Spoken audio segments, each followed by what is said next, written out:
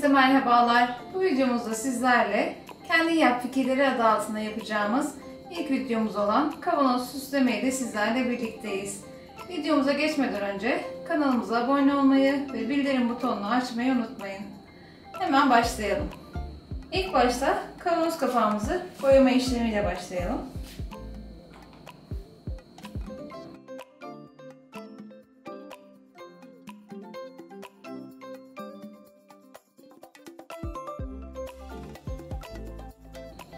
Kavanoz kapağımız kururken biz de diğer yandan kavanozumuzu süsleyelim.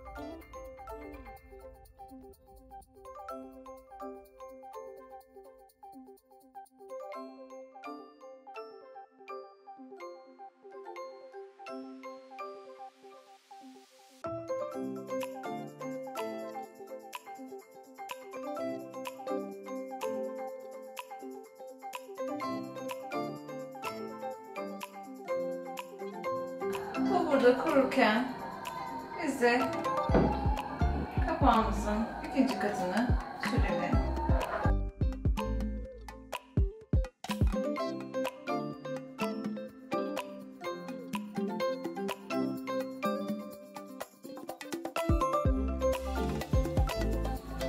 Kapağımızın üzerini de yine kalple süslüyoruz.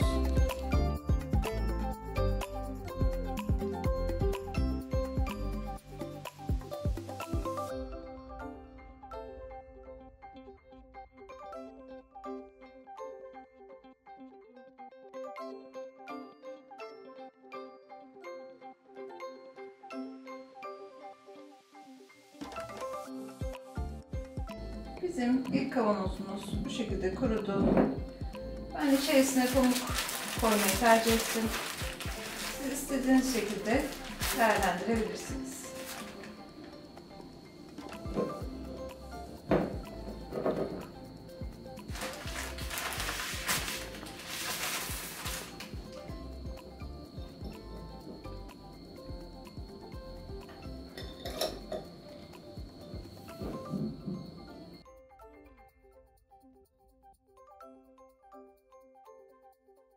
İkinci kavanozumuzda da şu şekilde iplerimiz var. Bunları alalım.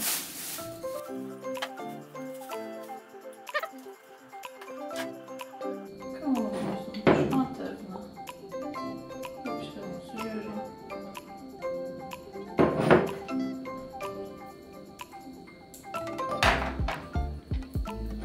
Gelişi güzel ipimizi sarıyorum.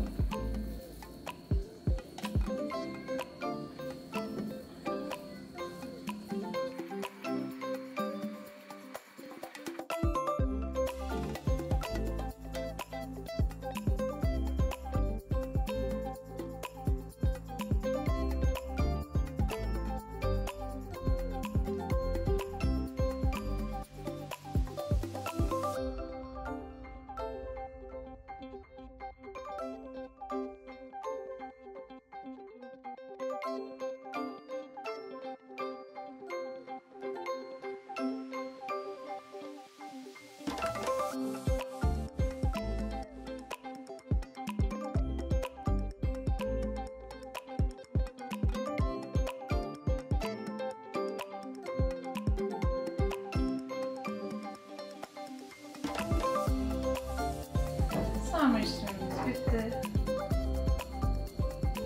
Ojeyle şekiller yapacağım.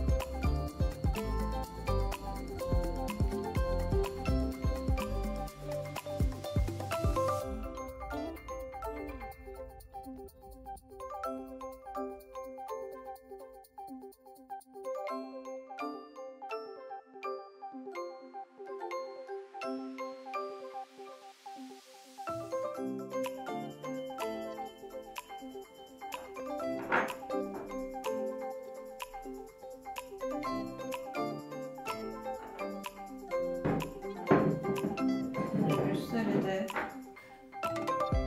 şu şekilde tek tek nokta bırakacağım.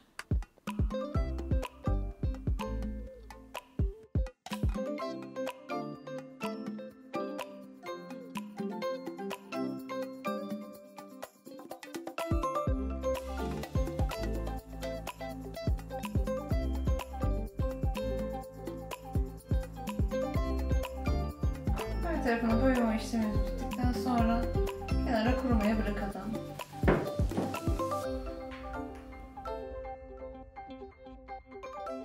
Kavanozumuz iyice kurudu. Şimdi ipimizi de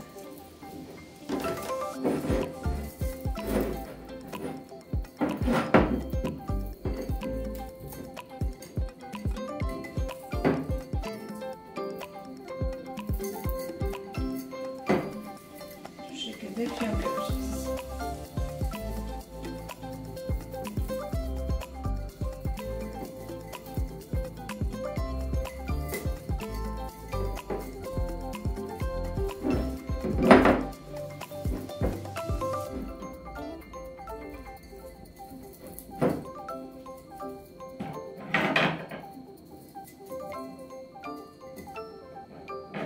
Kısımları da keselim.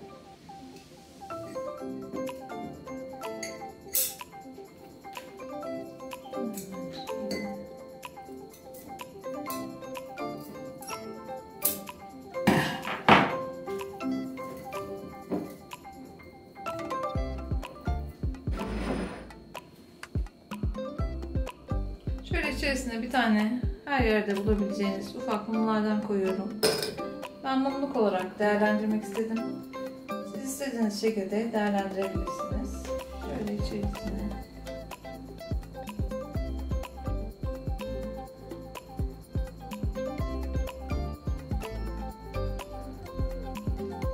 bu şekilde kullanabilirsiniz.